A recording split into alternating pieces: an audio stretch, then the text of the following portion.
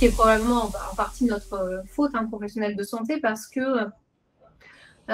souvent, en fait, finalement, il y a le ressenti de la patiente et puis il y a le point de vue médical.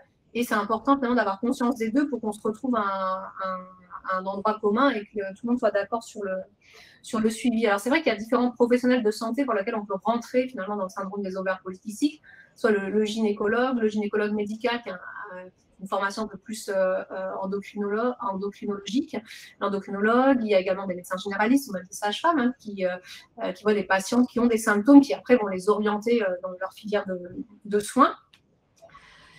Je pense qu'il y a deux points importants, c'est que déjà, il faut bien comprendre que dans le syndrome des ovaires polykystiques, ce n'est pas utile d'aller contrôler le bilan hormonal ou d'aller faire une échographie tous les ans pour voir si les kystes, entre guillemets, sont toujours là, les excès de follicules, parce qu'ils vont être là. Et ça n'aura pas d'intérêt. Donc, il n'y a pas besoin de faire Le bilan, il est initial. C'est important qu'il soit complet. Après, il n'y a pas de bilan de suivi sur ce plan-là. Ce qui est vraiment essentiel, c'est la surveillance métabolique. Et ça, c'est vrai qu'on n'insiste pas assez là-dessus dans les discours, on va dire, de formation du grand public, parce que le syndrome des ovaires polykystiques, ça ne se limite pas à un problème de poids et un problème de règles. Il y a tout le versant métabolique et c'est là où sont les enjeux. Donc, en effet, hein, c'est tout à fait ça. Vous viendrez nous voir quand il y aura un projet bébé, parce qu'on sait qu'il peut avoir des difficultés à concevoir et qu'on peut être amené, on en reparlera, à avoir besoin d'un coup de pouce. Et c'est vrai que dans la surveillance métabolique, elle est souvent un peu plus tard parce que les risques sont plutôt pendant la grossesse et je vous ai dit, en gros, après 40 ans. Et finalement, le suivi d'une jeune patiente avec un syndrome des ovaires polykystiques ne va pas être tellement différent d'une autre patiente. Ce sera la prise en charge des symptômes, ça c'est important, mais le suivi propre ne va pas être tellement différent. L'adaptation des traitements, ça va être la différence. La surveillance métabolique, ça va dépendre de est-ce qu'il y a un surpoids, ça va dépendre de est-ce qu'il y a une insulino-résistance, d'où l'importance encore de faire le dépistage au départ.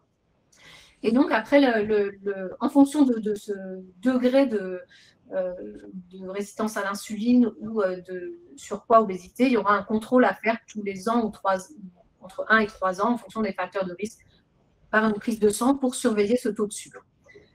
Donc, pour résumer, ça va être surveillance métabolique et notamment dosage du sucre dans le sang tous les ans ou tous les 3 ans ou un peu plus en fonction du risque propre qu'on a.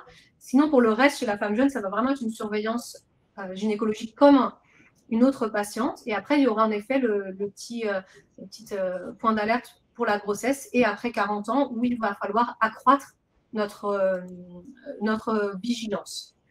Et ces aspects métaboliques, c'est en effet essentiel d'accompagner la patiente avec un parcours de soins adapté. Et ça passera évidemment par les règles hygiéno-diététiques, hein, c'est essentiel, mais il ne s'agit pas d'aller perdre 50% de son poids, pas du tout. Dans toutes les études, la réduction pondérale de 5% de son poids, par exemple, 5 à 10%, ça améliore déjà à la fois la régularité des cycles, mais aussi l'hyperandrogénie, et ça passe bien sûr par les règles hygiéno-diététiques, mais aussi par l'activité physique. Et nous, on travaille beaucoup là-dessus pour accompagner les femmes. Et je pense que dans le suivi, au-delà du suivi gynécologique, qui n'est pas forcément spécifique, ça, c'est un point majeur de prévention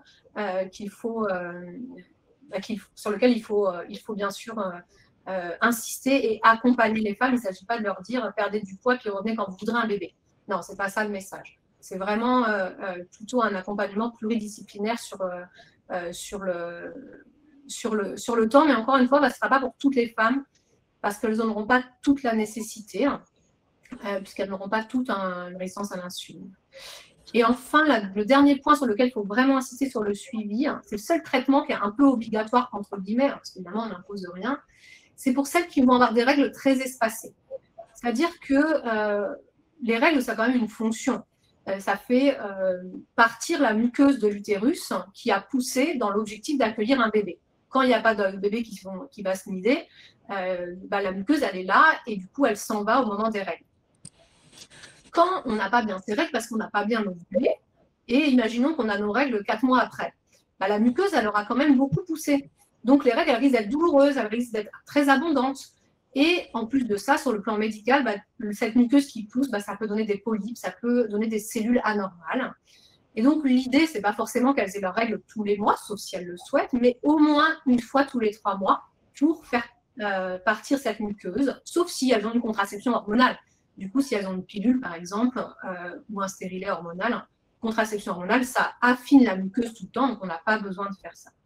Et donc, dans le suivi du syndrome des ovaires polykystiques, 3 messages clés selon moi. Traitement des symptômes, et notamment de l'hyperandrogénie, parce que ça altère la qualité de vie.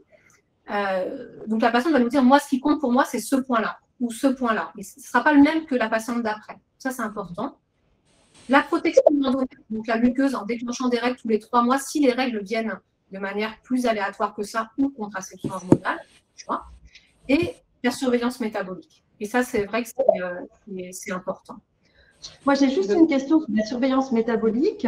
Elle peut être faite par le médecin généraliste, le gynécologue ou l'endocrinologue, ou les 3. D'accord. Tout à fait. En fait, ce qui est important, c'est de déterminer au départ, finalement, un peu dans quel profil de syndrome des ovaires polykystiques on est. Est-ce qu'on a trop d'androgènes dans le sang? Parce que probablement qu'elles sont un peu plus à risque métabolique. Est-ce qu'il y a une résistance à l'insuline? Parce que probablement qu'elles sont aussi un peu plus à risque.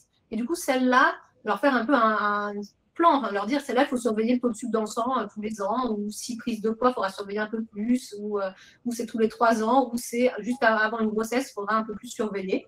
Ce qui n'empêche pas, c'est la surveillance biologique, au fil des différents rendez-vous des partenaires qu'elles vont côtoyer, leur médecin traitant ou pas, mais c'est vrai que les jeunes patientes, souvent, elles ne vont pas voir le médecin, elles ne sont pas malades, hein. Elles n'ont pas besoin.